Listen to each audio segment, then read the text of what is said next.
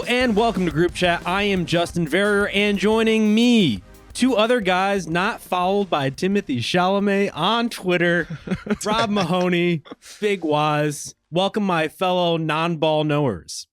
What do we have to do to get on the list? Like, what is the threshold here?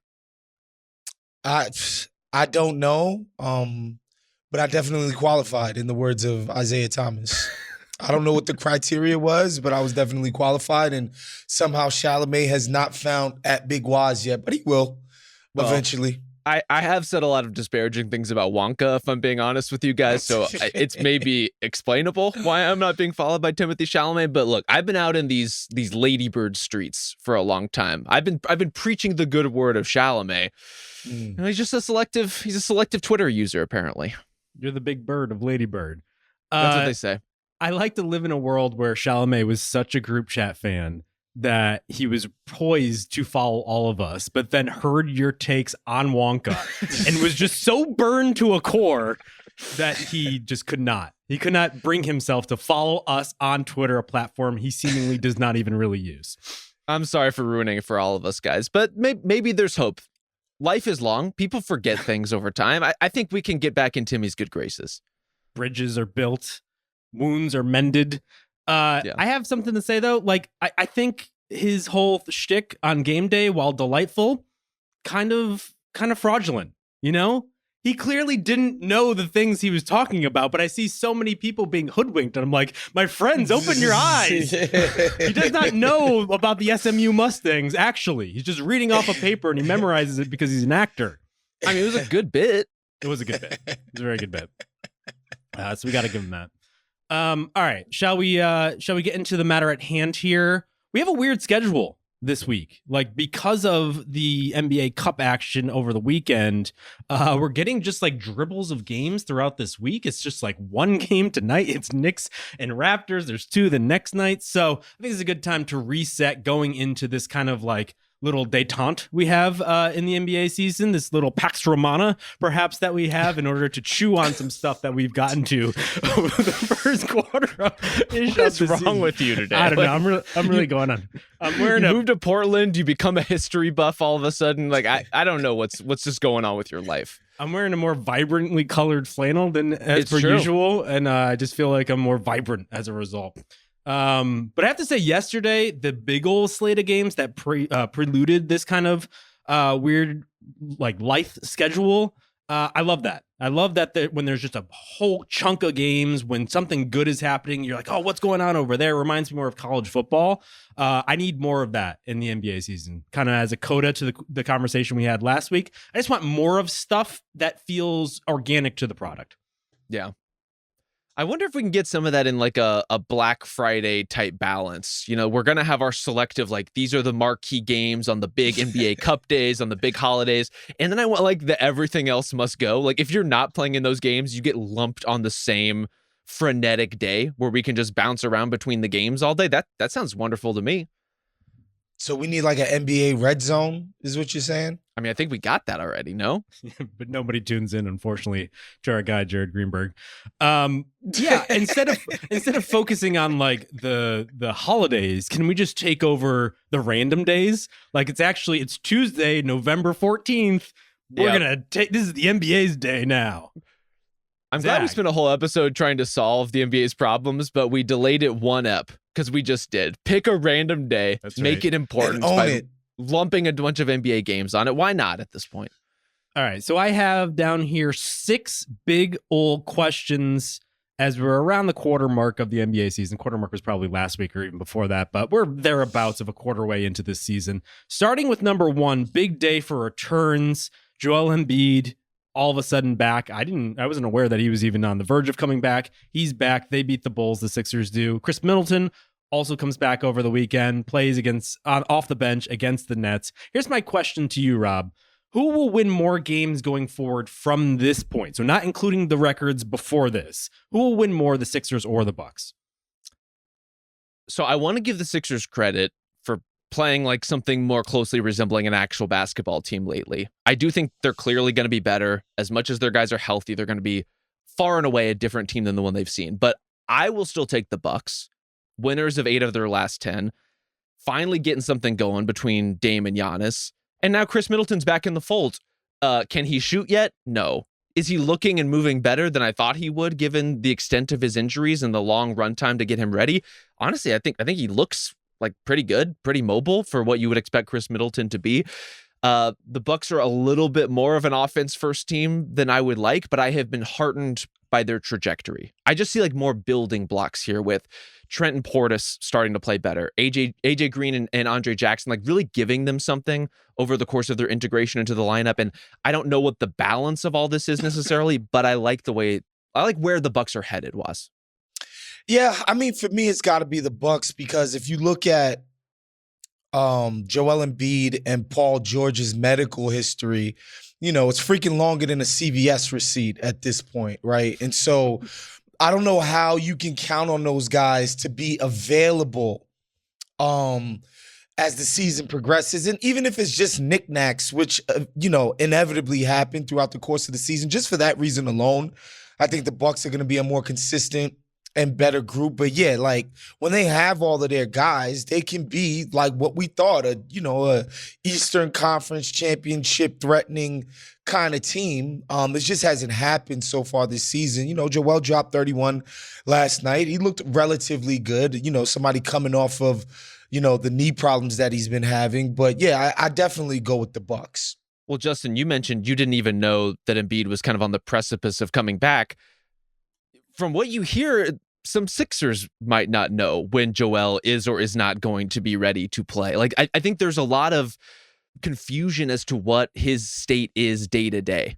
And the fact that that is overall where Joel is coming from, in addition to the version of the player that we've seen on the floor by and large this season, which is not full speed Joel, with all due respect to the Bulls. He can still drop 31 on those guys. It's just it's hard to bet on that team when you don't know how available he's going to be and even how good he's going to be when he is available. The Bucks with Middleton back in there need to prune a rotation. With the Sixers, they need to figure out their rotation, who is playing, and what their goddamn team actually is. Like, it's a complete change of worldview when Joel goes in and out of the lineup. To that point, totally. Yabusele had been largely starting at center, sometimes starting next to Andre Drummond in these weird big lineups. He starts at power forward next to Embiid, but only plays, I believe, like 14 minutes in that game the other day against the Bulls. Just seemed, and to be honest, I think that's what they should do. I think they look a little bit better with Jared McCain starting the second half in that game. Obviously, Caleb Martin is in the mixer. There's just so many pieces to figure out. And so while I like what they have, I think if all of those guys we knew that they were going to be playing throughout the rest of this season, I would like them more. You also don't know when Joel is going to go in and out from this point forward. You don't know when Paul is going to go in and out from this point forward. It's just like it's constantly trying to find consistency while things are just going all around them. I think a lot about the community meme that we see where Troy is like waving the sweater or whatever, and the fire's going on all around them. Like that's the Sixers season from this point forward. And so I think they're more talented, but I don't know if I believe in them more. Well, yeah, the roll of the dice on this Sixers season has led to a lot of weird timelines, and we're seeing one of them play out right in front of us. I do wonder along those lines if they are going to be one of those teams, or at least should be one of those teams, where they don't have a defined starting lineup, where it is this matchup McCain makes sense, this matchup Yabusele makes sense. I think overall we can say Caleb Martin is not really making sense, because I don't think I've seen him hit a damn thing all year. So until he starts making a shot, he's going to be a little bit more marginalized in the lineup. But I will say this, it's good just to see the Sixers playing actual basketball. It's good to see a version of their rotation and their lineup where at least most of their guys are reasonably healthy right now for really the first time all year. It's not just Embiid, but there's been so many guys in and out of action for them. So I want to see it. I think in our heart of hearts, we believe in some of the core of what they can be. Certainly better than one of the worst teams in the East. But as far as betting them against the Bucks, I can't quite get there. Yeah, and the thing is, like you guys said, they're still working out. It's not just rotation questions. It's like your style of play. Integrating Paul George into this was always going to be, a bit challenging in year one. And the regular season was supposed to be a testing ground for this. But if none of your main pieces are ever, working on their chemistry on the floor, it just takes that much longer for them to cohere into again, the kind of team that we all assumed they would be going into this season. Can I throw one thing at you guys as it relates to Paul George? How many games do you think Paul George has scored with 20 points or more this season? Two? Somehow you both shot over. It's one. He had one game against the Knicks. Otherwise, yeah, he's been kind of floating in and out. Granted, coming back from his own series of injuries over the course of this year, and he is going to be more of like a flex utility knife piece for them, right? Like that is ultimately going to be his role. But I would hope on some nights he has a little more explosion than what he's shown and isn't just like a go along to get along kind of rotation piece. Like he needs to be a star. So what would you guys say is the most likely finish for the Sixers? So discounting the whole setup to the question of like this point forward, just in totality, is it A, they end up tanking because they have too many injuries? And just a flag here, Joel told Tim Bontemps that there actually is no injury. It's just a bunch of swelling that they need to figure out, which is really cool. He even says outright, it's been extremely depressing, which, yes, I agree. What is swelling if not an injury? I think he's differentiating between like a surgery, Like something that needs surgery like or a has had meniscus surgery. or an ACL or something like that. Right, Yeah. but if your knee is swelling to the point that it impairs your mobility, my guy, that's an injury. Yeah. I guess it's tomato. But yeah, I think he's thinking I'm playing through this and it's just kind of be week to week, day to day sort of thing. So 4 options. Tanking, they finish in the play-in, which by the way, they're 7-15 and they're a game and a half back of the play-in, which fucking Eastern Conference, baby. Let's go. They finish in the second round, which is a yearly tradition for the Sixers, or they make the finals. What of the 4 options is most likely? I had to put it out there. They're going to make the play-in. Okay. That's like it. The bar is so low. Again, like they're going to trip over the Bulls and wind up in the play-in. The Pacers have been so disappointing this year. The Nets, I think, have been played above and beyond expectations, and the Sixers are still probably going to end up better than them for the year, despite their disastrous start. So I just don't see a way with this East that they don't end up in that group one way or another. Yeah, playing for me as well. I'm like making the finals. You never know. That is completely off of the table for this season. Like it's just not going to happen. They're just not going to turn into a fully, realized version of themselves before, they get to a goddamn NBA finals. Like I can't see that. Second round, I mean, if they were to able to somehow, get into like the top 6, which I guess isn't completely impossible, but seems unlikely. I guess it's not completely like off the table, but yeah, finals, zero chance.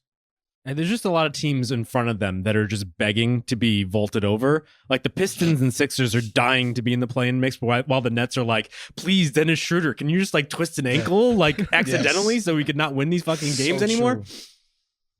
But we should talk about, since we're talking about the Nets, we should talk about the Bucks just briefly here. I kind of agree with you guys overall. The Bucks kind of have something here. I think Andre Jackson jumping into the mix in the starting lineup has really buoyed them. Like he makes a clear and present like impact defensively, and Taurean Prince, has been good in that role by and large. I still get pretty worried when Dame isn't clicking at the same time of Giannis, where it's like, what else you got? There's a little too much narrowness, to harken back to last week when we were talking about 3-and-D guys and how I think 3-and-D guys kind of have to take a next step here in order to really like make an impact now. There's a little too much narrowness, too much 3 and not much else to some of the other options outside of the primary action between Dame and Giannis, which, as we've kind of diagnosed on and on again, isn't necessarily bulletproof at this moment. I do think if Middleton, though, can step in and be Taurean Prince heavy at this point, so be a stretch 4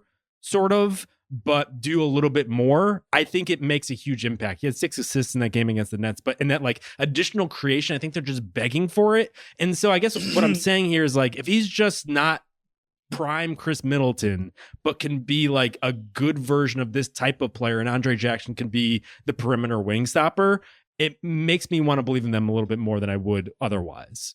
Yeah, I don't even know how much they need him to create per se. Like the offense is really good with Dame and Giannis creating the bulk of it. They just need someone who can catch on the move and facilitate, who can catch on the weak side and extend a play and extend an advantage. Like, that's where these guys, as you're saying, are so limited. They do have good shooters, but they're guys who aren't stepping out of that zone far enough. And we probably haven't mentioned enough on this podcast that by coincidence, Taurean Prince is leading the league in 3-point percentage this season. Like, he's hitting everything, and over and beyond that, over this recent stretch, all of their shooters are really hitting. Like, if you are wary about the Bucks at all, and you don't want to over-index on their recent success, I would say two things. Them and the Sixers both have been, I think, beating up on some lesser teams just by virtue of the way the schedule Bucks has have broken. A beautiful schedule. It's really laid itself out nicely for them. But also, like, they are going to look good when everyone is hitting. When Gary Trent Jr. is the coin flip of his game is hitting and hitting and hitting and hitting, when Bobby Portis is knocking down shots, obviously you can expect that from Taurean Prince. But when all of these role players are cashing in at the same time, they're always going to look good.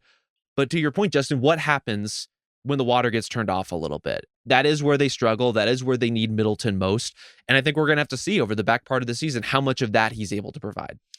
Yeah, my favorite thing about the Middleton thing coming back is that it marginalizes Bobby Portis, who desperately needs to be marginalized. Like, sometimes there's just games where they're like running ISOs for this dude, and like it's like that just has to stop.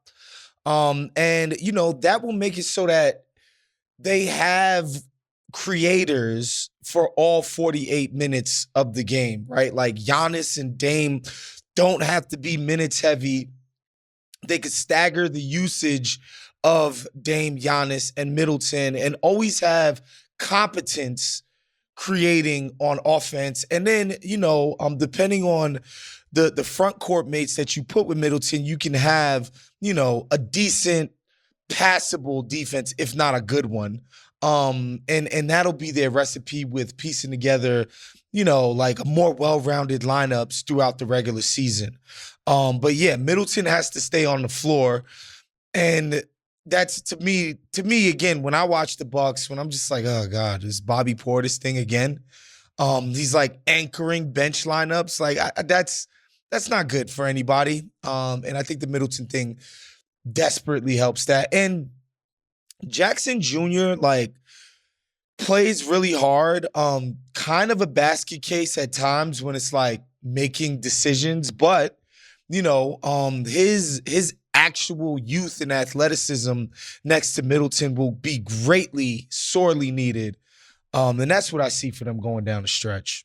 Yeah, they're kind of stuck in this coin flip corollary mode where they're just hoping that eventually, you know, if Gary Trent isn't hitting, then Taurean Prince will be, or Andre Jackson is. And obviously there are times when the record sort of scratches and you're like, well, nobody's hitting. Where do we go to? In this game against the Nets, it was Bobby Portis. He played out of his fucking gourd.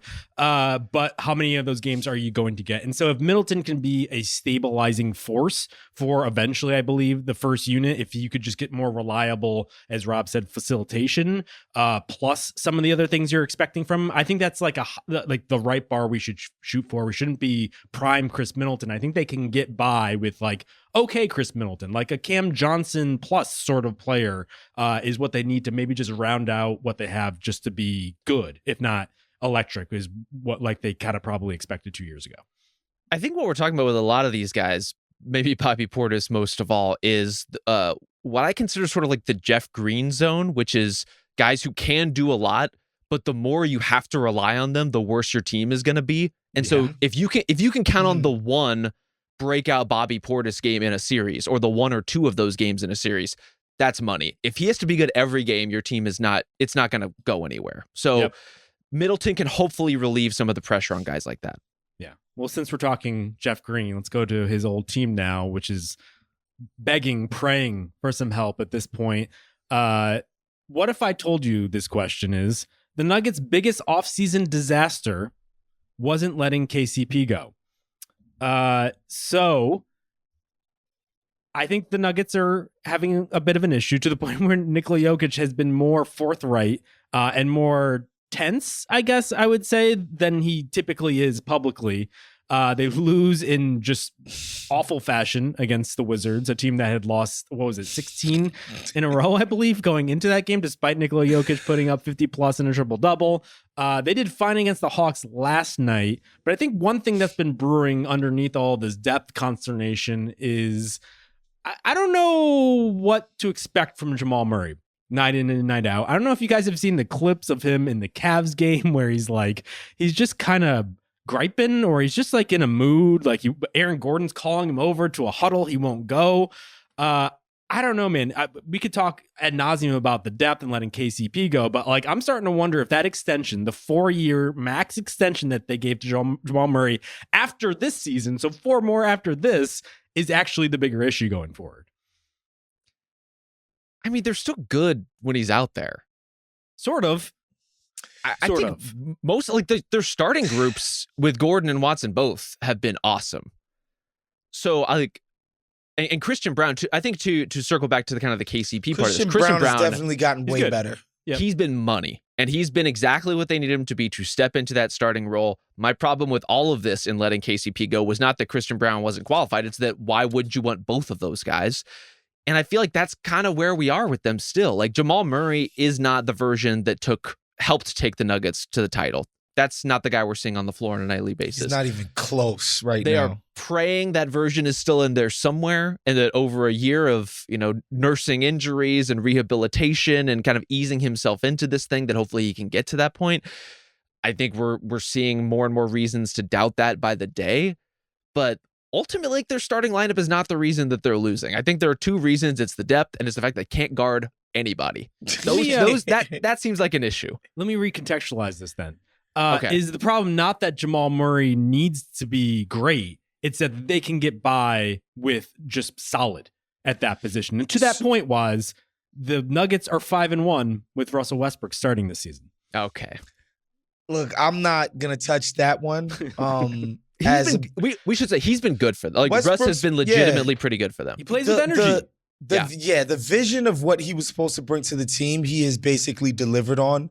In terms of giving them a change of pace and like you guys said, like energy and hustle and all of that stuff, and giving them like transition buckets, which has never been like a major strength of the Nuggets. And so but how I know Jamal Murray is playing badly is the fact that Jokic dropped 56 and 48 in back-to-back games. He does not want to do that.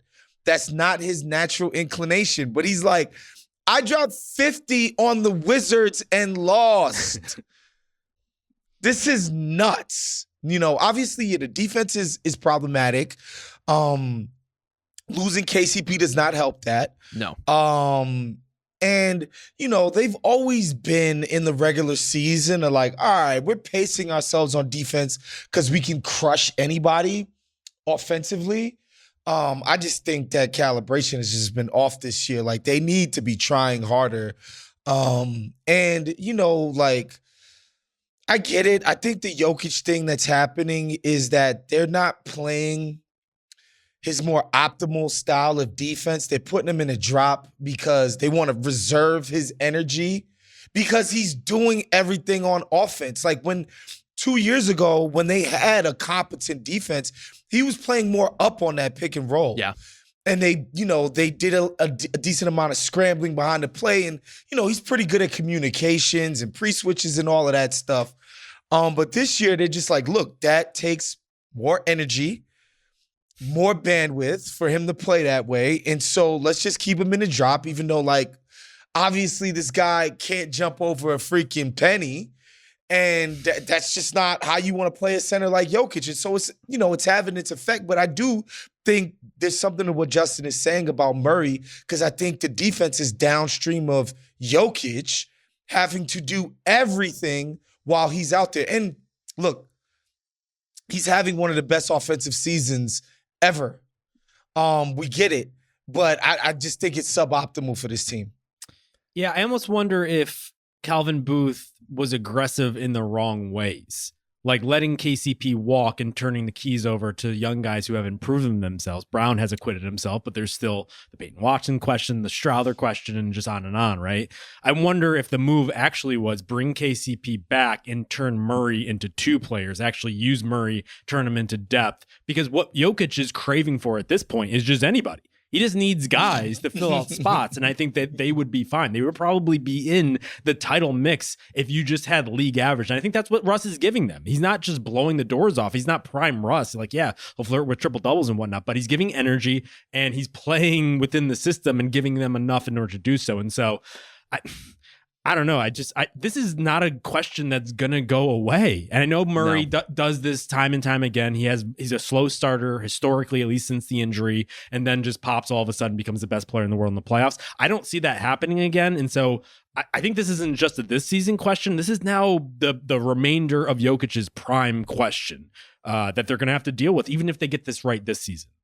Well, and you're just talking about a multi-year track record in the past with Murray, right? This is also not a one season blip in that regard. Like, this is who he is. He is a guy who starts slow. He is a guy who deals with a lot of nagging injuries. And we're seeing now he's at a point where those nagging injuries are starting to overtake the aggressiveness in his game and are really starting to compromise how the Nuggets need to play and the player that they need him to be. I just think that Wizards loss is going to be one of those hard look in the mirror moments. And it's either going to be the thing we talk about all year as they just like literally could not stop these guys in a way that is frankly embarrassing, or as a wake-up call because, you know, we saw them answer the bell with the Hawks, right? We saw they don't want to be that team that gets fucking run off the floor by the Wizards. But the overall issue in that game is Jamal Murray related in that he can't guard anyone either. Although he didn't play in that particular game, but that is the structure of the team. Whether you're talking about Russ, whether you're talking about Murray, talking about that, the vast majority of the bench, the best defensive players on the Nuggets are Christian Brown, Aaron Gordon, Peyton Watson. I think in skill and talent and athleticism, sure. In judgment, not always. No, not always. No. And then it's like ...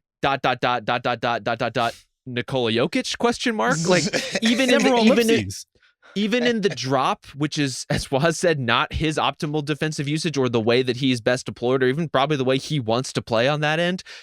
He just like has to be one of their better defenders because none of these other guys can actually keep someone in front of them. So it is a recurring and ongoing problem, whether Murray is in or out of the lineup, regardless of who you're playing, even if it's the worst team in the league, they have to figure out a way to stop somebody. And I'm just not sure they have the personnel to do it. Look, to address what Justin said about maybe they should have traded Jamal Murray, I want to be consistent on this. I like the idea that he's who they drafted, they developed him, won the championship with him, and him being very instrumental in that, and then wanted to reward him, even though his play in the most recent postseason was not that of a max player. But it's like, look, you're our guy. You and Nikola have developed this thing. Internally, Jamal Murray is like, he is a leader on the team. Like, he just is. And so I like the consistency. I like the sentiment of it, of being like, yo, Murray's a Nugget. We're going to make him a Nugget for life. We're going to work through these injuries. But the cold-hearted businessman in me just does, I look at the Murray deal and I'm like, damn. Like, if this is the best he's going to play for the next 5 years, like this level, it's a bad deal. It's a horrible deal. Can I just say, I don't think it will be. I do think he's going to have recurring injury issues. I do think he needs to find a way to get over this particular hump. I'm just hard-pressed to believe that we have seen the absolute best of Jamal Murray. I think he's going to get back to a really high level. But it may take years, right? It may take an extended period of time to really get back. Years. I think the issue I have is not just the injury stuff and the poor play at times. It's just the burbles of like chemistry stuff. And like, frankly, like going to watch a fucking MMA fight in the midst of like a team trip, like that stuff just really just like burns my ass. Like you can't be doing that. And it just seems like this isn't something that we're projecting onto the team because they're playing poorly. It seems like, if anything, it's bursting off the screen and you have to suppress the idea that this isn't an issue. Like you're trying to turn away from it. Yeah. Waz, just take note, you and I are not going to be popping out to go see like a boxing match or an MMA fight during this upcoming NBA Cup trip we've got planned. And we got to be locked in every step of the way. Not, yeah. I don't got private jet money, but you know, Not yet. it is what it is. Here's the thing about Murray and the chemistry stuff. He is a very proud guy. He holds himself to a very high standard. He's serious about his craft, and he has not been delivering. And I think he's just frustrated with himself for not delivering. That's what I think this is. I don't think this is some like bigger issue that him and his teammates are like beefing with each other. I think Jamal Murray, who holds himself accountable in terms of what he thinks, the level of player he views himself to be, and knowing that he has not produced that this year. That's what I think is happening. I mean, he's also an emotional and reactive player too. Yeah. And the Nuggets at their best kind of benefit from the sort of fire and ice thing he and Nikola have. But when you're not delivering, as Waz is saying, in any of the ways you or your team expect you to do, you just get frustrated and down on yourself, and you get into that sort of like mental hole that he now has to find his way out of too. It's like when I come up with a sick analogy and then I'm like, gotta do something. I just like the idea. Gotta dig deeper. I like Waz being the Maggie Haberman of Jamal Murray's just like mental state. Come on, man. Yeah. Come on, man. Come on, man. Access journalism at its finest, boy. Shouts to Jamal Nixon. Murray. Yeah. With Jamal Murray. All right. I want to get back to something about stars and star trades later, but we can address that deeper in the show. But they played the Hawks last night. I want to talk about Trae Young, who's having the weirdest season in NBA history. The question right now is, this season, Trae Young has been blank. Rob, how would you fill in this blank? Oh, Waz, go ahead.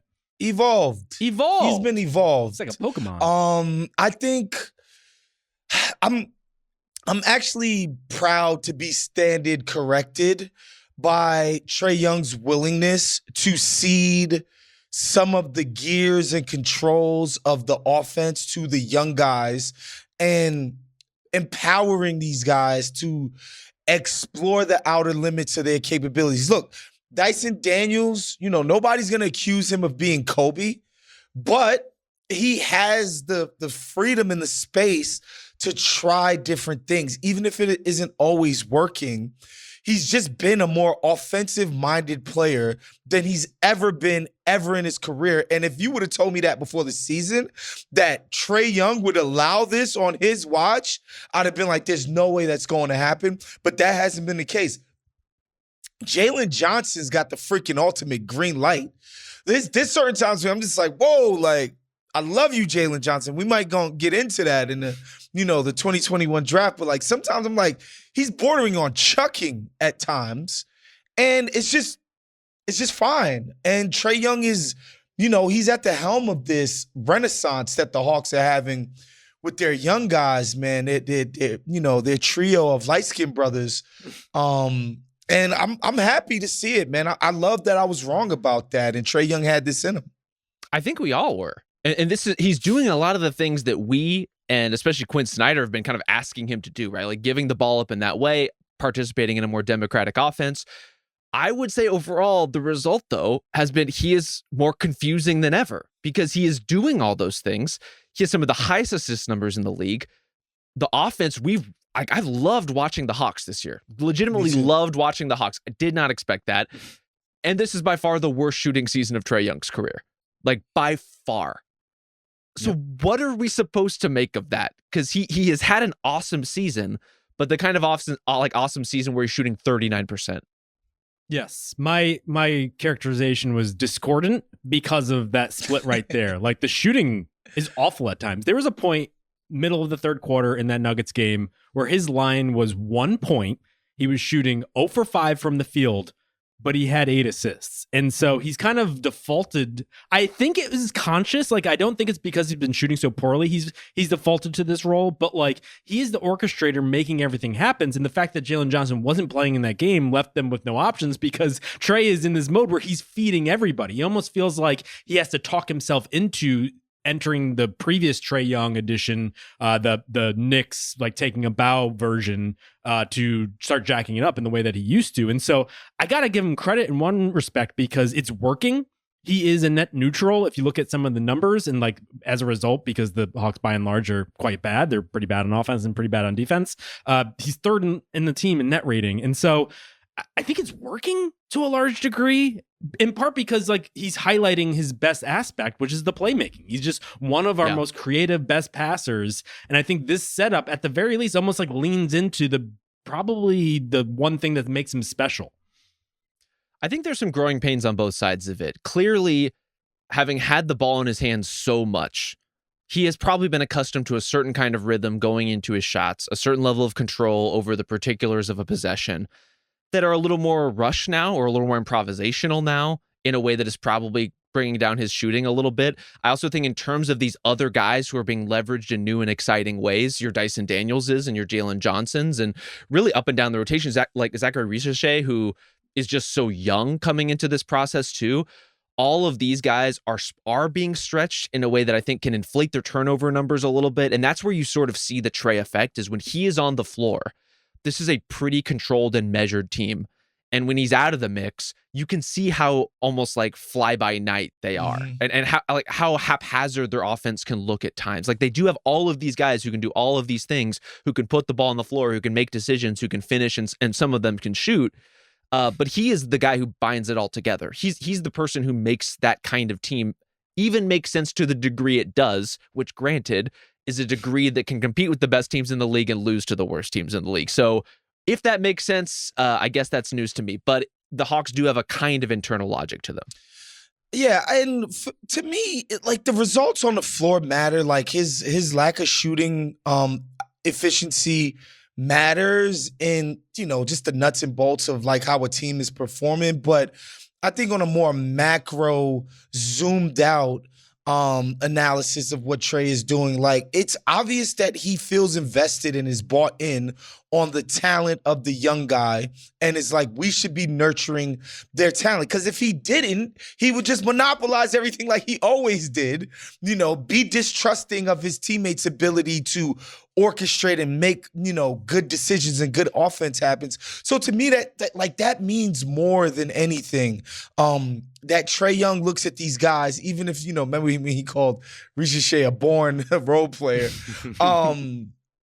But he's looking at Jalen, he's looking at Dyson Daniels, Richache, and he's like, look, man, these guys have something, and I want us to collectively nurture that. And I think that is a beautiful and positive spin. And, I got to shout out Quinn Snyder for getting the buy-in.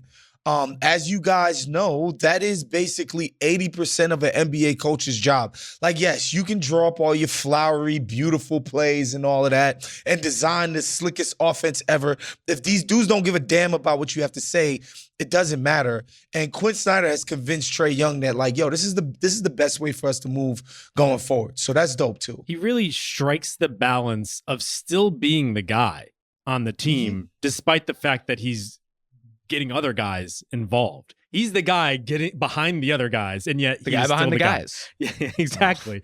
And to that point, 12.2 assists from Trae Young this year, by far leads the NBA. A little fun with numbers here. There have been 17 other instances of 12 plus assists in the NBA history. So let's just say that right now. And there's 5 players who have contributed to those 17 instances. Can you name those 5 guys? Steve Nash for one. Nope. No, he's never had a 12 assist season. Apparently, according to John Stockton. Stockton. I mean, Stockton's got to be up there. Of course. Has Jason Kidd ever done this? No. How about Wow. CP? CP just climbed to what? I think 3rd on the all-time assist list. 2nd on the all-time assist list. Magic is one. Man, this is tough. The other 3 are very tough. Is it Rajon Rondo? No. That's a good guess though. Westbrook. It's also a good guess, but no. Didn't guess Jokic, assists. which I'm shocked by. Yeah. Kevin Johnson. These are all one-timers. Kevin Johnson. Johnson once averaged 12 assists. Yes. Well, he 88, these 90s 89. box scores, we know, like the 80s and 90s, like they were doing a lot of marketing with these stats. But go ahead. Isaiah Thomas is another one, and Kevin Porter, not Kevin Porter Jr., but a guy named Kevin Porter who played for the Pistons in 78, 79. Wow. That's shocking. So Trae Young is the 6th player if he continues That's on this wild. path. I have a little more fun with numbers as Trae Young is concerned. Love it. So obviously he leads the league in assists. We mentioned that. In terms of assists to teammates at the rim, so dunks, layups, all the good stuff, he has 50 more assists this season than the next guy. That is insane. And it is like, look, he's one of the best lob passers in the league. If Clint Capella had marginally better hands, he probably would have been an all-star by now. So it's Capella, it's Okongwu, Jalen Johnson is obviously feasting on a lot of that. It's getting guys out in transition. It's Ricochet, as we said. It's DeAndre Hunter having the season of his life, worthy of note, despite all of my extended criticism and skepticism about the DeAndre Hunter experience. It's Dyson Daniels, who I think has really found himself as a slasher and a cutter within this group too. So not only creating great looks for his teammates, but the highest possible value great looks. Only one game over 500, but the most fascinating, just over 500 team. I'm locked in every night that they're on. They're, if not one, then definitely like in the top 3 of my league pass favorites. When they played the Bucks the other night, the Bucks just completely walked through that game and just didn't give a damn. It was just like obvious. They didn't even try. They were just getting smoked in transition. But what I liked is that the Hawks, like, we're not the type of team you can sleepwalk through. Like, you have to bring your A game to beat us. We play hard. We play together. That's what I liked about that game, man. Yeah. All right, let's flip now to a team that they beat in dramatic fashion in OT the other night. A game that might have lasted like 5 hours. I was trying to catch up the next night, and I was like, I started drinking coffee, and then by the end of the game, I was like eating lunch. It was just like, it's just a marathon experience. I'm talking about the Los Angeles Lakers. This is a big old conversation about LeBron and AD, but I'll get into it this way, which is I've been perplexed by LeBron's insistence until literally last night about playing every single game. It's not just something that's happening. It seems almost like his narrative, his personal narrative for the season. I play every game. I want to play every game. And while that's commendable, he's almost 40 fucking years old.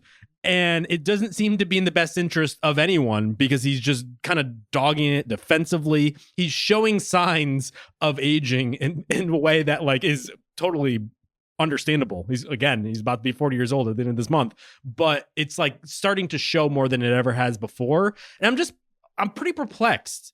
So I asked, like, why is this such a thing for him? Is he like so much wrapped up in like trying to prove something to himself at this point of his career?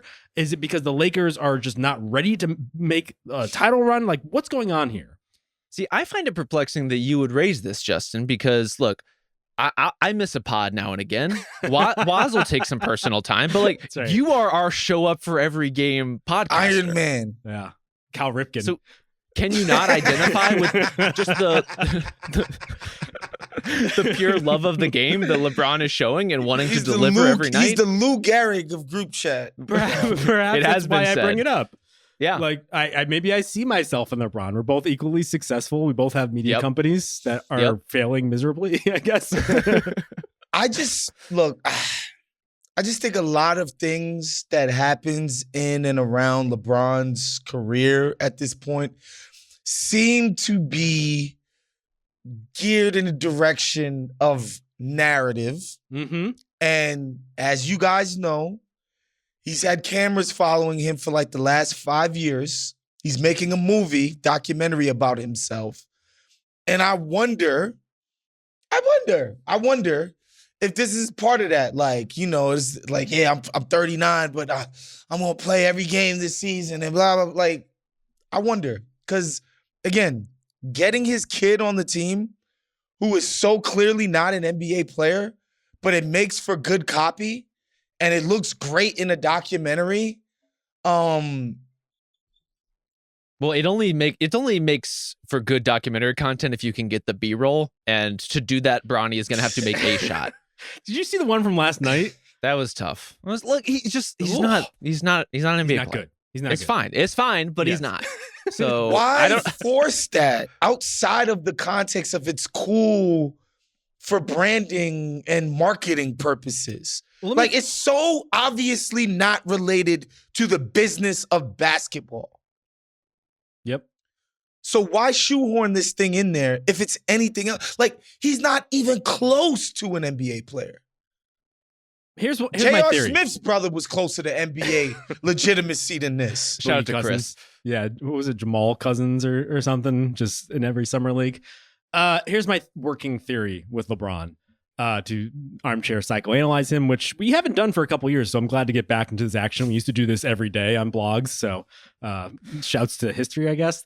It seemed like for a while LeBron was intent on being the franchise, like subverting that whole idea that like he plays for a franchise. He's the franchise, and when he goes to a different team, everything gloms on to his wishes. It seems like now it's not about building the type of team that he wants and picking the players he wants next to him. It's about picking the context with which he wants to end his career. It's more like a runner reaching a PR, like a personal record, like a weightlifter trying to prove to himself or prove to others that he could still do something. And so the I play every game thing seemed like a challenge to himself, perhaps in part because he just wants the narrative finish to look a certain way, in a way that frankly Kobe also did. But also perhaps he's just seeing that the Lakers like weren't ready to be a title contender. He just wanted to stay in LA. That's also part of the reason why he went to LA to begin with. Maybe he just wants his life to be a certain way more than he wants his team to be a certain way, which is like fine. He's earned that right. But it is weird, especially because Anthony Davis is playing the best basketball of his life. And so it's like, why are we doing this? In particular, why is Anthony Davis still doing this if that's the goal? I guess I just don't have a problem with a guy 21 years into his career who has won everything there is to win, finding things to care about. Even if that thing is, I want to play every game. Like, great, try it. Clearly, I think we're running into the point of the season where we're seeing the costs of doing that, and now they're starting to. The Lakers are losing LeBron minutes, guys. They're losing LeBron minutes, but at the same look, I think there's a multi-layered consideration set here. One is all of the sort of personal pride narrative things we've already discussed, whether they're documentary geared, whether it's his best chance to make an all-NBA team this season, like however you want to qualify that, or if it's just a thing that he really cares about, all of that's great. I do think there is like a legit leadership thing with LeBron where it's not only within the context of the Lakers, but setting a standard for the league, I think is something that actually matters to him. Hell yeah. Yes, they are losing his minutes. The on-off numbers with LeBron are complicated, to say the least. But also, what would you have them do? Like, do you just want to see them run Cam Reddish out for 40 minutes? Like, I don't think they have a lot of great options if he doesn't play. Yeah. Well, I think that's why it's ultimately an Anthony Davis question, which is part 2 of this 2-part question that I'm introducing here. It's like, has Anthony Davis's unwavering commitment to LeBron, and he has been more committed to LeBron than any teammate previously, or at the very least, he's had the opportunity to do so because LeBron stayed put in LA in the way that he didn't for the Cavs, and Kevin Love might have done the same exact thing. But has it ultimately worked out for AD's career? Because I think at first, I would say yes. AD needs LeBron in part because LeBron is amazing, but also because, as we talked about before, AD is the type of player who needs to be the best player, but not the best leader. But on the back end, these most recent seasons, it seems like he's kind of carrying LeBron. And while that subversion makes sense, like he's ready to compete for titles right now. He's one of the 5 to 10 best players in NBA playing at the peak of his powers. It's disappointing to me for him to basically not take LeBron's cue and be like, as soon as I'm ready, I'm going to ask to be going elsewhere. In fact, he's staying put and kind of like souring the back end of his career from a team standpoint. I know they made the West Finals the other year, but like that was a depressed West. Obviously, they got completely dispatched by the Nuggets. And so I'm kind of disappointed that AD's like not taking the LeBron route ultimately and going somewhere else and trying to win at the highest level. Okay, first of all, your undercutting of the Nuggets title there, while subtle, is noted. Not intentional, but I guess just reflex. The depressed West. Like, here's the thing. LeBron is not anywhere near the Lakers' biggest problem. And so ultimately, like, this is a LeBron conversation and it is a Lakers conversation. And I take your point ultimately that if AD were a more cutthroat operator in the space, then yes, he would be requesting another trade. He would be leveraging his contracts in a different way. He would be a little bit more of a mercenary in the way that LeBron historically has applied pressure to teams in that way. He went to the Lakers when LeBron was there and he won a title. Like, that's why we do this. 5 years ago. He won. He won a title. He went to the conference finals, as you said, another year. Like, I don't care how depressed the field is. You go to the conference finals. That's a great achievement. He's done more in his time as a Laker by far than he did his time as a Pelican. And if you want to flash back and say, what if he had become a Celtic instead at the time he requested his trade from New Orleans? Like, it's an interesting counterfactual that honestly unwinds all of recent NBA history, because Jaylen Brown probably would have to have been involved in that deal to make it work. So it's just a completely different future with a completely different Celtics team. I think AD could have been wildly successful anywhere he went, basically. He's an awesome two-way player. He picked LA. He gets to be the best player on the most known and marketable and well-established team in the NBA. He gets to be a star, and he gets to play with LeBron James while he does. Like, I know that the Lakers aren't very good right now, but I don't really see the great costs of him making this decision when, again, he won a freaking title. Yeah, I think on the court it's been justified. Like, it hasn't been a slam dunk. I'm not one of those people that poo-poos the bubble championship. But I think if somebody wants to say, like, the on-court accomplishment since he's gotten to LA could be like, a little disappointing. But I won't quibble with that. But I would say, on balance, you could say he's done enough to justify the forcing of the trade and all of that stuff. Where I think this is a complete blowout is just the off-the-court considerations. Just the idea that, like, he gets to be Anthony Davis on the Lakers and do none of the work of face of franchise, yada, yada, yada. Like, it's just not on him to do, and he doesn't want to do it. Also, what I think is very important in considering this, being young in the physical prime of your life, being 100-something millionaire twice, 3 times over in the city of Los Angeles is pretty freaking nice. You know that, like, more than all of us. It's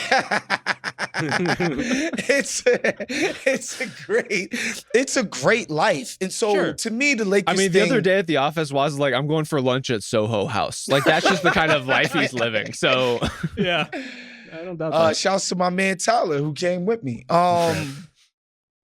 Yeah, I just think it's like there's no way Anthony Davis looks at this and says, I should have been in Boston. The people of Dorchester would have loved me. Like, that was never going to happen. His dad, in fact, was like just burning the bridges before they were even built. That shit, yeah. Yeah, no, I don't necessarily disagree with you. If AD just wants this for his life, and I agree, I think this is what he wanted, then that's fine to a certain extent, but I almost feel like we've been too soft on this whole issue over the past couple of years, where it's like we've almost allowed athletes to want to prioritize something other than winning, because the main impetus for LeBron jumping around was to win titles. And in fact, we've gone the opposite way, where we've cleared the lane where it's like, oh, it's cool if you want to just like have fun and be like a totally normal adult. It's just like, no, you should be a fucking grinder who wants to win titles year in and year out. Well, Verrier also, but I was told that, team hopping and all of that was bad for the game. I know. Okay. Well, people not being back to Jokic.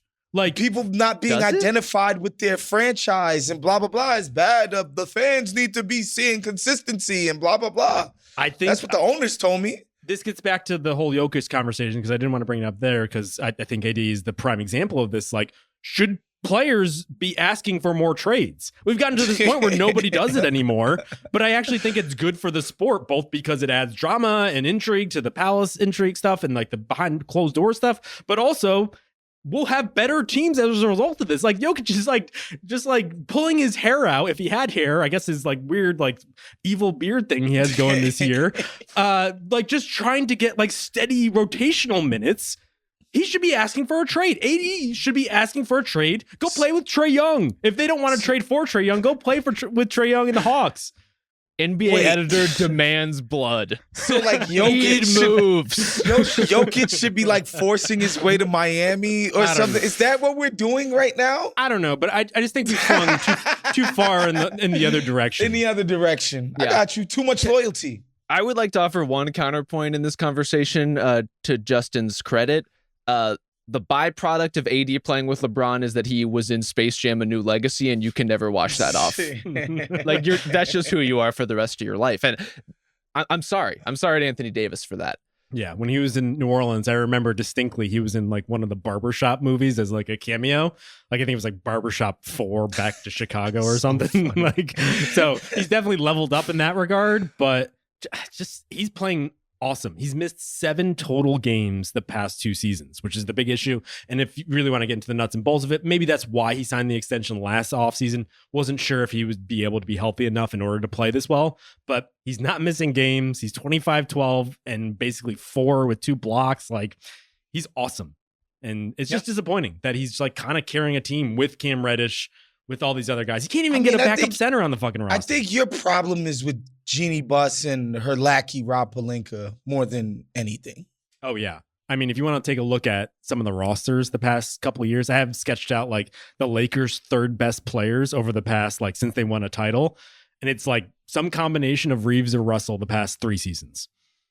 It's really, and then it's Malik Monk and then it's Dennis Schroeder. Yeah. Look, the Lakers situation has been suboptimal for a while, to say the least, in terms of the supporting talent. I do want to say this. I think part of the responsibility of being an NBA superstar, we talk a lot about like what the money is for in terms of the wearing that mantle and what obligation you have to the league and what obligation you have to cultivating the NBA product. I also think part of it is dealing with suboptimal circumstances. And LeBron found ways to navigate around that, as is his right, as not just a superstar, but the NBA's star and the best player maybe of all time. Like, I get why he did everything that he did.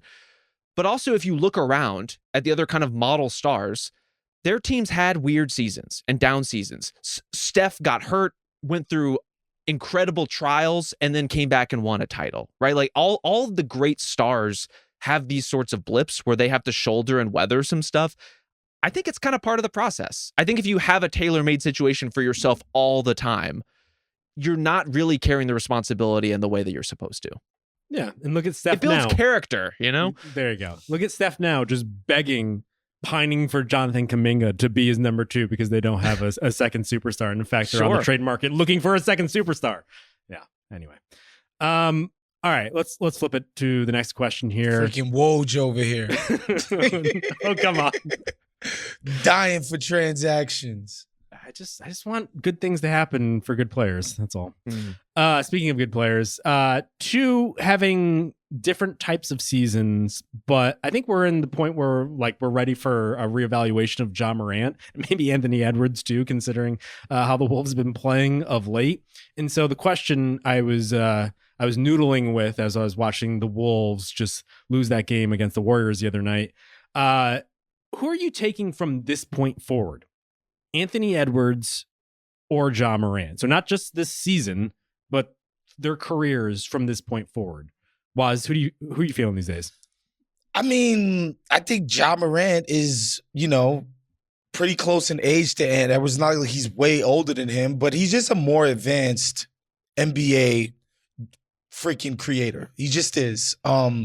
His jump shot is way improved. Shoots it with so much confidence now. When you compare it to, the level of shooter that he was when he came into the league, like he's just, guys go under on him now. And I'm not saying he's, some assassin, but he's just so confident with it. And you pair that with the way that he can see the floor. For me, he's just a better player. He's just more well-rounded. Initiator. And that's why it would be Ja Morant for me. I love Ant Edwards, but he's just not there in terms of his command of the floor. When he detonates and he's getting to the basket and he's creating separation on his jump shots from the perimeter, it looks just amazing and unstoppable. But this past game, you got to the free throw line 2 times. He still just hasn't mastered, the sort of nuances and the dark arts, if you will, of NBA shot creation for yourself and others. And that's why, to me, Ja's just he's just at an advanced level that Ant isn't. And I don't see any reason why he won't always be, just a savvier operator with the ball in his hands. I think the reason that might not always be the case is just because Ant is still so new to this. And you're right, the age difference is not so significant between them, but the having the ball in your hands as the primary guy practical experience is pretty different in terms of just how much time those guys have had under their belt. I'm a believer in Ant in this comp. Both are awesome. We particularly getting reacquainted with the electricity of the Ja Morant experience has been so awesome this year. I don't want to poo-poo it at all. Ja's been terrific. I agree with your overall point that as a playmaker, he's a different level. And that's not even the best part of Ja's game, but he's just a more evolved passer than Ant is. And that we saw that last year in the playoffs, where when Edwards had to make the more advanced reads, he started to struggle a little bit. When the spacing wasn't quite as straightforward, he started to struggle a little bit. And that is one area where Ja has a little bit of a built-in advantage right now. Like if Edwards were operating with Memphis Grizzlies kind of spacing on a nightly basis, I think his game would look a lot cleaner. I think the free throw attempts would pile up. I think the shots at the rim in the restricted area would pile up. You would see a lot less of him settling for threes in the way that he has and tried to hunt them over the course of this season for the Wolves. I just think like operating in the context that Ant is being asked to offensively is not easy in that kind of clutter with those kinds of bigs, with Julius Randle doing all of the Julius Randle things. Like that's not what any star wants to be doing. And he is making the best of it. And I think the two things that really separate them from me, I hear you, Waz, on the overall like kind of command and read of the game, and Anna's going to have to grow into that. The fact that he is already so far ahead of Ja as a long-range shooter in particular, but really as a shooter overall, really, I think, makes his overall trajectory that much more promising. But also the defense. Like, Ja is backboarded historically by really good help defenders, and Ant has those too, but he plays up into people, particularly in really competitive games and playoff games. He can be an elite defender even if he isn't one every night. When the fire gets turned up on John Morant in a playoff series, he's getting like put in the basket by Patrick Beverley. Like that is what we have been shown that he is on that end of the court. And so you're taking Ant, is what I'm you're taking saying. Ant. If we're gonna try to thread the needle here between two of the most exciting young stars in the league, I am gonna take Ant. Ant is currently shooting from three the exact same percentage that John Morant is shooting from the floor. To your point about just having the shooting unlocked, he's taking that at 10.5 times a game. The shooting at volume is insane. And like that's one thing that frankly I just don't think John Morant is ever going to get to that point. He has had like spats of shooting pretty well, and he's definitely developed in that area. And it's just like not really his game, but it's always going to be something that you're going to ding him for. I think what we're ultimately circling around is there's this like a playmaking it factor. Like if you were to carve out your superstar scoring guard, I think he would look a lot like Anthony Edwards for the defensive reasons that Rob is alluding to, the shooting. He's just like big, and also he plays all the time, something that John Morant does not obviously do. Like even in between some of the suspensions, like Ja will just miss games here and there. He missed one just the other day, and I think he's going to have to play with such reckless abandonment that he's going to continue to miss some, even if they aren't longer term injuries. But in the moment, like when it is, dare I say, nut crunching time, like John Morant turns it on in a way that Anthony Edwards is fighting to do so. I don't know if he won't get there down the road, but Ja has always had that aspect to his game. And I don't know. It's hard to not pick Ja in this instance for that reason. He just has something where he makes things work. Ant has the shooting on him, but Ja Morant's so much better at drawing contact when he gets downhill. He is so good at doing that. And in the clutch, that's like generally what he'll do. He'll freaking put his head down, draw contact, get to the free throw line where he's an 85% shooter. That's why just like, I don't know, just overall, man, and making an offense sing, Ja is just a better lubricant right now, and I feel like he's going to be throughout the course of his career. And that's why I give him the edge. Here's this question. If they switch places right now, are the Wolves better? I think they might be. I think they might be. I don't think so. I think what Ja's deficits are even more of a problem when you're playing him with that much size. Like a lot of the reason why Memphis can get away with what they get away with, which we should say includes playing well when John Morant isn't out there. When he's missed games, they have won. When he sits, they mostly acclimate themselves pretty well. Like they're an incredibly deep team. But I think his shooting deficits become a real problem when you're operating with that kind of size and that kind of clutter. I think you could figure the lineups. I mean, he was forged in the fires of, Steven Adams and Dylan Brooks lineups. Like these were not amazing shooting lineups.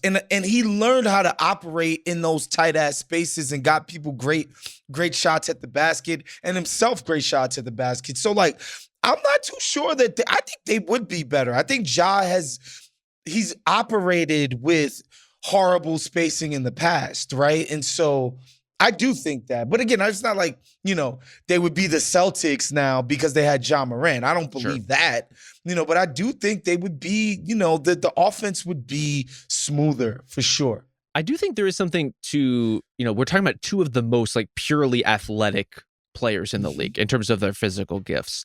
And Ja, I don't know if it's because of mentality or because of body type, but he finds ways to kind of squeeze in between defenders and into crevices and cracks in the defense that Ant doesn't. And again, maybe it is just because they are physically built differently, if you'll pardon the expression. But overall, like you do get that vibe with Ant sometimes where when he sees the runway, he will detonate.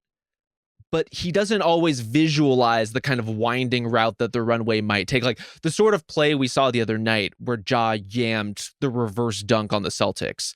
That is not the kind of play that Anthony Edwards makes. And not because he can't make it, but because he just, for whatever reason, is not quite seeing the game in quite that sort of improvisational way in those moments. And this is a reason why Ja is such an electric teammate and a guy that people rally behind and around, because he might have the 5 best plays in the NBA this season in terms of like pure highlight factor. That is insane.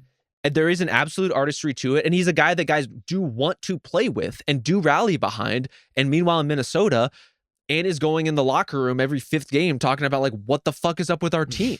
So like you can draw your own conclusions from those things, but that's the reality of the season. I'm not going to dig Ant for not being able to get some of those cats to rally. These might not be ralliers, guys. Let's keep it 1,000. No, but I think you're right, though. I think there's an innate creativity to what Ja does that I think it's easier to believe in because you think that he can get you out of any sort of situation. Like, I would believe that he can get out of, like, a bunch of locks like he's Houdini if he was just, like, in a tank, right? He's, like, upside down? Yeah, I think that's Ja's expertise, if anything, whereas Edwards is hitting his head because he's not problem solving. Ultimately is what we're saying. Like, yeah, it is the playmaking, but it doesn't feel like he's reading things in a natural way. If anything, he's forcing himself to do so. And again, maybe he gets to that point. He probably will get to that point, maybe even later in the season. But Ja just does that so easily. It's hard to not like, it's almost like someone who could play music without reading it versus someone who has to drill themselves to learn all the notes and then be an expert at it. And so maybe that's just like aesthetics at a certain point. But Ja's aesthetics are fucking incredible. Let's be honest. And just the way that he basically airwalks, he does manufacture things, the free throws in particular, but also just like angles and plays that other players cannot. And I think that's like an advantage that like often gets played for the highlights. Like, oh, this is so awesome. But like there's actually literally like competitive advantages. Yes, functional advantages to doing stuff like that. Definitely. So it's a really good question, though, that I came up with. So shouts to me. Last one on the docket here. 2021 redraft, because I feel like we've gone to this question a few times over the past few years, in part because it's such a really interesting draft. 1 through 8, I can't remember a single time in NBA history where every player is still relevant at this point. A lot of these guys banked rookie contract extensions right before the season started. But like, even if you're not a Jonathan Kuminga fan, for instance, who went 7th in this draft, like he's still relevant. Josh Giddey's still relevant. 1 through 8, just for the listeners at home, are Cade Cunningham, Jalen Green, Evan Mobley, Scotty Barnes, Jalen Suggs, Josh Giddey, Jonathan Kuminga, Franz Wagner. That's 1 through 8. And then you have Şengün in here. You have Jalen Johnson. It's just like a really deep, if not like supremely like Wembanyama style, like number 1. There's none of that. But a lot of guys in this draft. So curious where you guys met out. If we were to come out with like a 1 through 3, for instance, to redraft this, like who's going 1 for you right now? Franz Wagner. Really? He's going number 1 for me right now. Wow. Yeah, it's Franz. Reluctantly for me, Franz is probably. Why reluctantly? What's holding you back? America. That's all. You have him 1. Just wow. I think so. Yeah, I think He's so, awesome. man. In terms of like, who do we think has been the best player this season from this class? Probably Franz Wagner. I don't think it's like a runaway or anything crazy like that, but I think it's probably him. And then, you're getting into the Mobley, Şengün, Cade Cunningham Some people would say Scotty Barnes. I personally wouldn't, but territory. And then I'm like, in terms of future success, That's part of it. Jalen Johnson, while not being quite as productive as some of these guys, I think his ceiling is just crazy, man. So you think there's a chance he could be the best player in this draft class, or no? I think there's a chance that he could be not the best player, probably the most useful big man. No disrespect to Evan Mobley, but when I watch some of the stuff that Jalen Johnson's doing on the perimeter in terms of his passing and finding guys, and he's like he will pass a dude into a cut, shit like that. I'm like, man, this guy has some advanced tools. He's a very toolsy player. If not yet, just a night-to-night killer. The way Franz, every night is just when he doesn't score 25, you're surprised by it. Yeah. And he's guarding the hell out of people. But yeah, I think it would just depend on your preference. You know what I mean? But yeah, I would probably go Franz number one. Who's your number one, Verrier? I had Franz 3. If anything, it's more of a 3A, 3B sort of situation. I'm trying not to be prisoner of the moment. I'm also worried about his weak obliques, apparently. Just can't withstand the course of an NBA season. No. That's a greater Orlando problem. I don't know what's going on. Apparently. Franz has been awesome, and I feel bad saying that, but I have Scotty Barnes 1 because I think I'm trying not to be prisoner of the moment. I think Barnes overall has the best package. And if anything, if I were to both start my franchise or even glom on to another star, I think Barnes is actually the most versatile. The shooting has been atrocious this year, but the defense playmaking combination at that size, plus some of the shooting success in the past, I actually think he has the best overall game than any of these guys. Because honestly, they're all there's a lot of similarities here where there's a lot of tools, to use Waz's word, but big players who are typically front court players. It's a lot of more modern fours who could do everything as opposed to just stretching or being a playmaker. I think Barnes threads the needle on all of those different words in the word cloud better than anybody else in this class. Barnes is really good. I think for me, it's Franz, Mobley, Barnes is the order that I would do.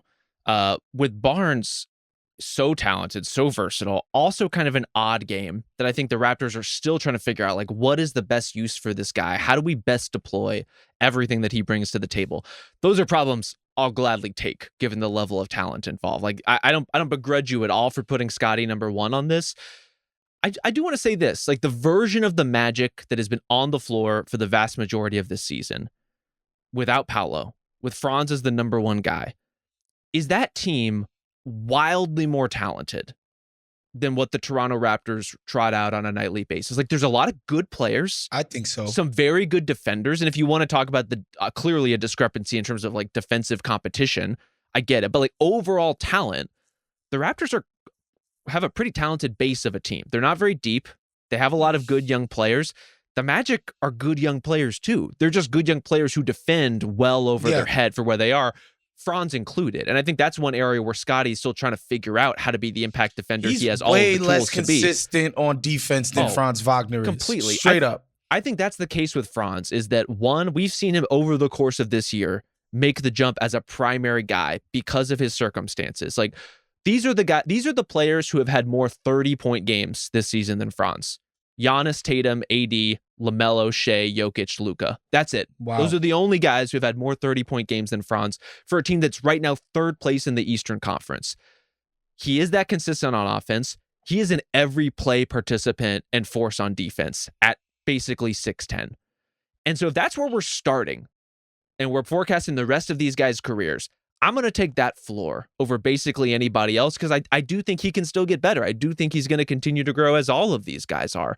And yeah, I think the overall potential of someone like Scotty Barnes or the overall potential of someone like Evan Mobley or Cade Cunningham is pretty significant. And we have to acknowledge, and you want to doff your cap to it. And if you're investing in those guys' futures, all power to you. I think they're going to be really good players.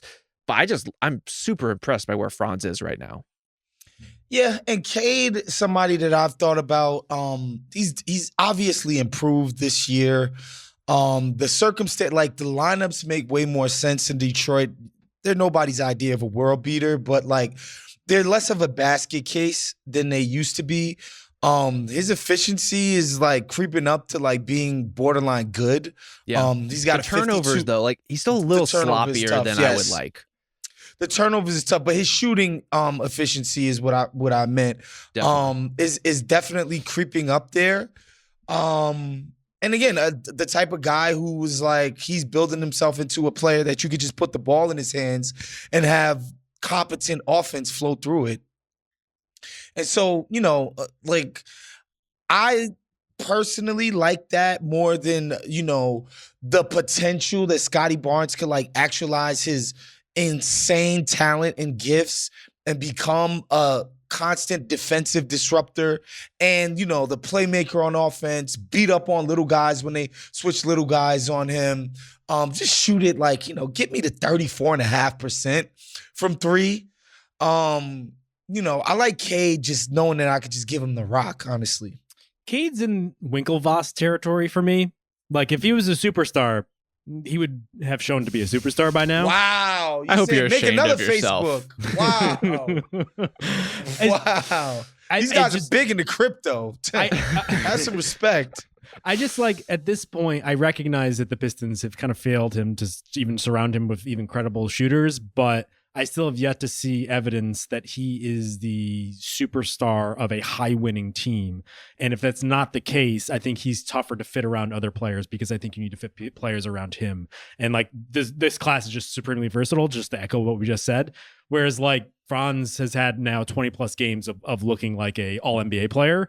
Cade just had never had that stretch at this point. He's playing better, but he's not played so good that we have to stop what we're doing and address Cade Cunningham on this podcast, for instance.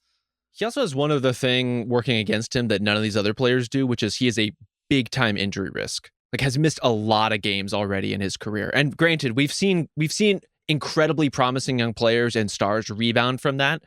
A couple of injured first seasons, and then all of a sudden they just have a banner record of health for the next 8 years. So it definitely could happen for him.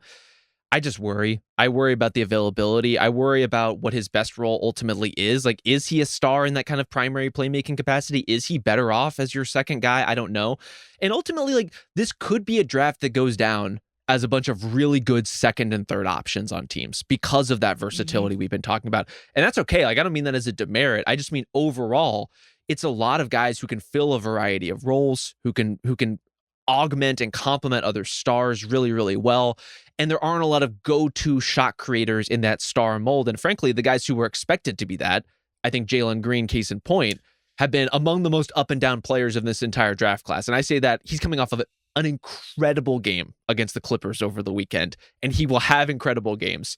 He will also have ones in which... Dude, he's had a terrible stretch before that game. It's not even that he's silent in the other games. It's that you kind of wish he were more silent in terms of his contributions. Waz, who did you have 2 to 3 after Franz? Evan Mobley. And Jalen Johnson is 3 for me, boy. Wow. Let's go. So we all had Mobley, but we had different 1s and 3s. Yes. Yeah. Mobley, who had 41 points and 10 boards the other night in probably his best performance, not probably, literally his best offensive performance of his career, and then followed it up. Well, who was it against? Yeah, well, that'll happen. I'd say that is one of the world's foremost Evan Mobley supporters. I think he's number 2 on this list with a bullet. He's already doing something at an elite level, which he's an elite his level. Defense is next level, dude. All NBA caliber defender, if not defensive player of the year ballot caliber defender. Dude, and speaking of which, in that series against Orlando last year, as soon as he got on to either Paolo or Franz, it was like, get off the ball. Let the other dude do the work. Because Mobley he was destroying these kids in terms of guarding them last year in the playoffs, the biggest possessions of the game. And he's rim protecting. Like, yeah, his defense is just, it's next level. Is he going to make the All-Star team this year? Definitely. He might. It's the Eastern Conference. We need to at least doff the cap to Alperen Şengün, right? Yeah, in this conversation. Yeah. Not for I me, think there's but he's doing well. not at all. Just the budget, the Diet Jokic stuff is just, there's limitations to how good this could be. It's incredibly disrespectful for Fringe one of the All-Star. best players on one of the best teams in the league. Listen, Fringe All-Star He's is the nice. Kroger brand Jokic. Oh, is come what on. you're saying. Well, if you're the Kroger brand version of who Wazez might be one of the best players of all time, and I'm inclined to agree, that's pretty good. I'll take the Kroger brand of that. Pretty good. Yes, got to doff the cap for him. Jonathan Kuminga showing life this weekend. Yeah. Welcome back to the NBA, Jonathan Kuminga. It's nice to see you storming the rim and playing defense. Imagine what happens or just look at what happens when you show effort on both ends. Good I for know. you. Trey Mann? Is he in this class? Santi Aldama? Let's go. Like, there's so many of our guys in this class. Jalen Yes, Suggs, he's- obviously. I've Trey been a Mark, good- our guy. I've been a Aldama's Quentin Grimes apologist for That's right. for years now. Cam Thomas. Josh Giddey doesn't close Well, games at all. that is What's a the deal? guy. Yeah, that's Well, a guy. I think we know the deal. It's a tough one. Are they gonna re-sign him? Justin's already sold the Giddy stock. He's out. He He's came out. in so hot this season. He's like, yeah, that's not a thing. I'm holding on, but I'm going down with the ship. I think I'm going to 0 for reasons I can't really explain to myself. I have noticed that like there's a type of player, Ben Simmons, Josh Giddey, that where it's just like Yeah. these guys that don't really score, but they're like good ball movers who Australians. play defense. That's what you're referring to. I do love an Aussie. Let me tell you. Something in the water down there. All right, Great white sharks, mostly. Okay. I mean, it's true. All right. That's just a All fact. right. On that note, we'll wrap it there. Thank you to Isaiah Blakely on production. Thank you to Ben Cruz. We'll be back on Thursday for a totally cool podcast. We'll talk to you then.